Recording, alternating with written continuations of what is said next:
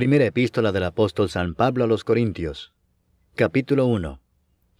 Pablo, llamado a ser apóstol de Jesucristo por la voluntad de Dios, y el hermano Sóstenes, a la iglesia de Dios que está en Corinto, a los santificados en Cristo Jesús, llamados a ser santos con todos los que en cualquier lugar invocan el nombre de nuestro Señor Jesucristo, Señor de ellos y nuestro, gracia y paz a vosotros, de Dios nuestro Padre y del Señor Jesucristo.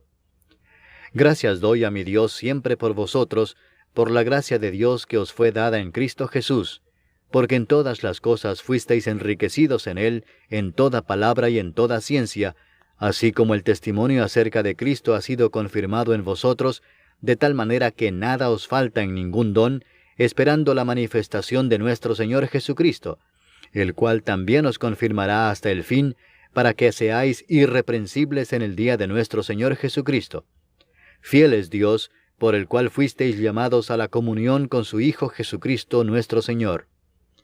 Os ruego, pues, hermanos, por el nombre de nuestro Señor Jesucristo, que habléis todos una misma cosa, y que no haya entre vosotros divisiones, sino que estéis perfectamente unidos en una misma mente y en un mismo parecer.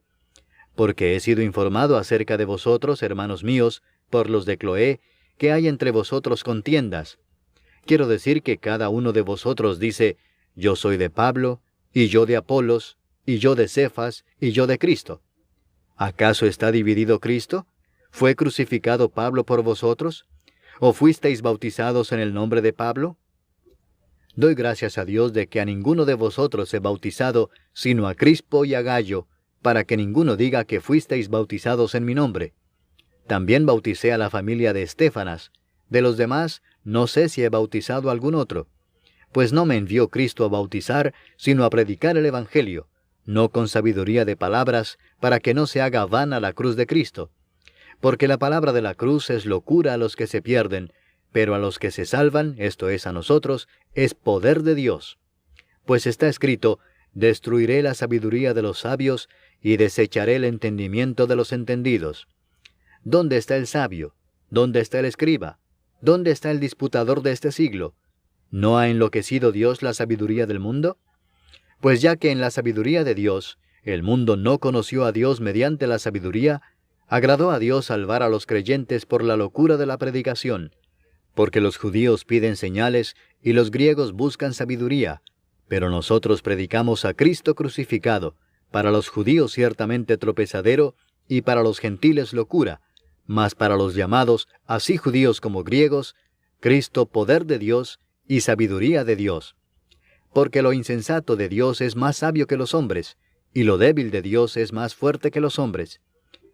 Pues mirad, hermanos, vuestra vocación, que no sois muchos sabios según la carne, ni muchos poderosos, ni muchos nobles, sino que lo necio del mundo escogió Dios para avergonzar a los sabios, y lo débil del mundo escogió Dios para avergonzar a lo fuerte. Y lo vil del mundo y lo menospreciado escogió Dios, y lo que no es, para deshacer lo que es, a fin de que nadie se jacte en su presencia.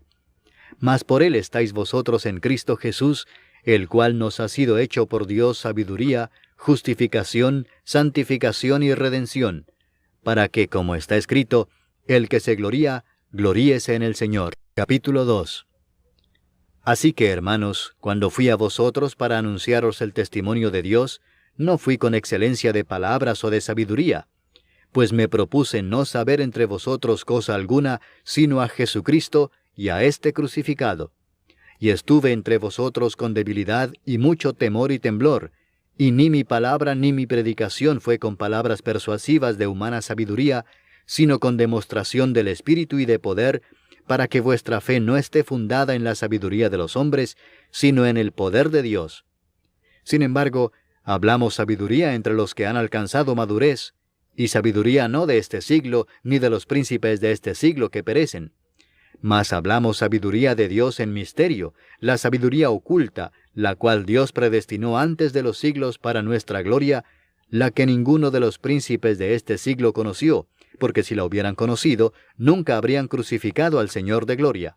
Antes bien, como está escrito, cosas que ojo no vio, ni oído oyó, ni han subido en corazón de hombre, son las que Dios ha preparado para los que le aman. Pero Dios nos las reveló a nosotros por el Espíritu, porque el Espíritu todo lo escudriña, aun lo profundo de Dios. Porque ¿quién de los hombres sabe las cosas del hombre, sino el Espíritu del hombre que está en él? Así tampoco nadie conoció las cosas de Dios, sino el Espíritu de Dios. Y nosotros no hemos recibido el Espíritu del mundo, sino el Espíritu que proviene de Dios, para que sepamos lo que Dios nos ha concedido, lo cual también hablamos, no con palabras enseñadas por sabiduría humana, sino con las que enseña el Espíritu, acomodando lo espiritual a lo espiritual. Pero el hombre natural no percibe las cosas que son del Espíritu de Dios, porque para él son locura, y no las puede entender, porque se han de discernir espiritualmente. En cambio, el espiritual juzga todas las cosas, pero él no es juzgado de nadie. Porque ¿quién conoció la mente del Señor? ¿Quién la instruirá? Mas nosotros tenemos la mente de Cristo. Capítulo 3. De manera que yo, hermanos, no pude hablaros como a espirituales, sino como a carnales, como a niños en Cristo. Os di a beber leche y no vianda, porque aún no erais capaces, ni sois capaces todavía, porque aún sois carnales. Pues habiendo entre vosotros celos, contiendas y disensiones, ¿no sois carnales y andáis como hombres? Porque diciendo el uno, yo ciertamente soy de Pablo, y el otro, yo soy de Apolos, ¿no sois carnales? ¿Qué pues es Pablo? ¿Y qué es Apolos? Servidores por medio de los cuales habéis creído, y eso según lo que a cada uno concedió el Señor. Yo planté, Apolos regó, pero el crecimiento lo ha dado Dios. Así que ni el que planta es algo ni el que riega, sino Dios que da el crecimiento. Y el que planta y el que riega son una misma cosa, aunque cada uno recibirá su recompensa conforme a su labor. Porque nosotros somos colaboradores de Dios, y vosotros sois labranza de Dios, edificio de Dios. Conforme a la gracia de Dios que me ha sido dada, yo como perito arquitecto puse el fundamento, y otro edifica encima, pero cada uno mire cómo sobreedifica, porque nadie puede poner otro fundamento que el que está puesto, el cual es Jesucristo. Y si sobre este fundamento alguno edificare oro, plata, piedras preciosas, madera, heno o hojarasca, la obra de cada uno se hará manifiesta, porque el día la declarará, pues por el fuego será revelada, y la obra de cada uno cual sea, el fuego la probará. Si permaneciere la obra de alguno que sobreedificó, recibirá recompensa.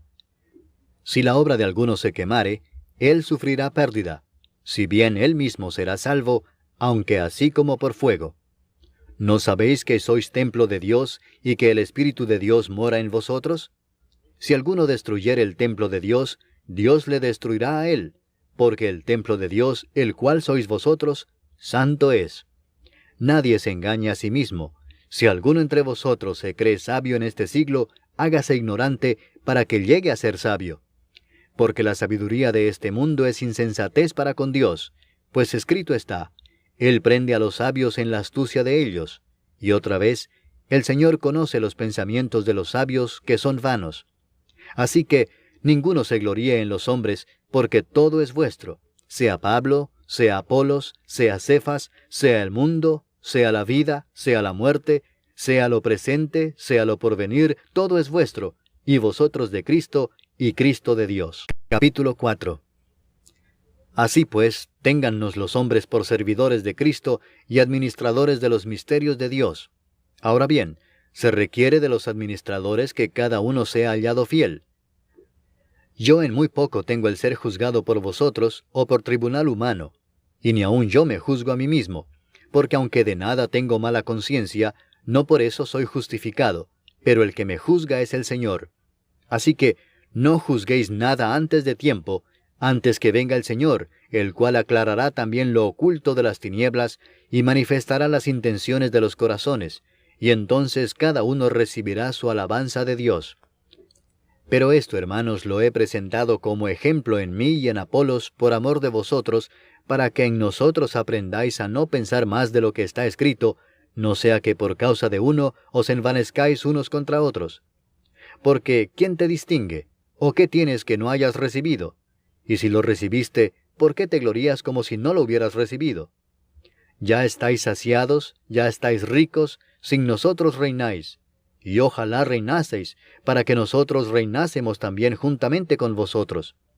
Porque según pienso, Dios nos ha exhibido a nosotros los apóstoles como postreros, como a sentenciados a muerte, pues hemos llegado a ser espectáculo al mundo, a los ángeles y a los hombres. Nosotros somos insensatos por amor de Cristo, mas vosotros prudentes en Cristo. Nosotros débiles, mas vosotros fuertes. Vosotros honorables, mas nosotros despreciados. Hasta esta hora padecemos hambre, tenemos sed, estamos desnudos, somos abofeteados y no tenemos morada fija. Nos fatigamos trabajando con nuestras propias manos. Nos maldicen y bendecimos. Padecemos persecución y la soportamos. Nos difaman y rogamos. Hemos venido a ser hasta ahora como la escoria del mundo, el desecho de todos. No escribo esto para avergonzaros, sino para amonestaros como a hijos míos amados. Porque aunque tengáis 10,000 ayos en Cristo, no tendréis muchos padres, pues en Cristo Jesús yo os engendré por medio del Evangelio. Por tanto os ruego que me imitéis. Por esto mismo os he enviado a Timoteo, que es mi hijo amado y fiel en el Señor, el cual os recordará mi proceder en Cristo, de la manera que enseño en todas partes y en todas las iglesias. Mas algunos están envanecidos, como si yo nunca hubiese de ir a vosotros. Pero iré pronto a vosotros, si el Señor quiere, y conoceré no las palabras, sino el poder de los que andan envanecidos. Porque el reino de Dios no consiste en palabras, sino en poder. ¿Qué queréis? ¿Iré a vosotros con vara o con amor y espíritu de mansedumbre? Capítulo